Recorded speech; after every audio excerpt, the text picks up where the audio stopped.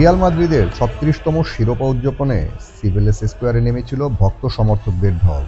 ছাদখোলা বাছে ট্রফি হাতে শিরোপা উৎসবের মধ্যমণি ছিলেন আনচেলত্তি, বেলিংহাম ও ভিনিসিয়াস জুনিয়ররা।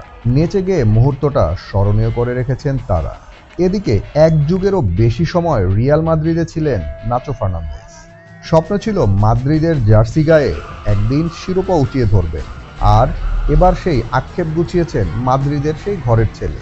তার নেতৃত্বে ৩৬তম লিগ শিরোপা জিতেছে রিয়াল মাদ্রিদ, যার জন্য এবারের শিরোপাটা একটু বেশি তাৎপর্যপূর্ণ। তাই তো শিরোপা হাতে পেয়ে তৃপ্তির হাসি নাচোর মুখে। নেচে গেয়ে শিরোপা পুনরুদ্ধারে দিয়েছেন নেতৃত্ব। নাচোর মতো এই ট্রফিটি বিশেষ কিছু জুড বেলিংহামের জন্য। গেল মৌসুমে ব্রুসিয়া ডর্টমুন্ডের হয়ে শিরোপার খুব কাছে গিয়েও ছুঁয়ে দেখা হয়নি বুন্দেসলিগার ট্রফি। চ্যাম্পিয়নশিপের সেই আক্ষেপ গুছিয়েছেন মাদ্রিদের হয়ে। এছাড়া রহিম দিয়াজ, আদ্দাগুল্লারের জন্য এই শিরোপা বিশেষ কিছু।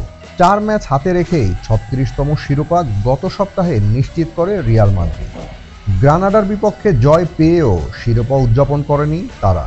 তবে এবার আনুষ্ঠানিকভাবে লা লিগা কর্তৃপক্ষ শিরোপা বুঝিয়ে দেয় রিয়াল মাদ্রিদকে।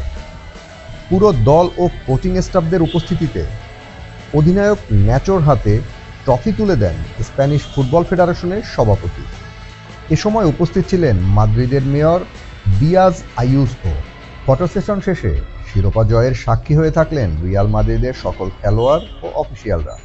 রিজিওনাল হেডকোয়ার্টারে ভক্তদের সাথে নিজেদের শিরোপা জয়ের অভিজ্ঞতার কথা ভাগাভাগি করেন ভিনি রদ্রিগোরা।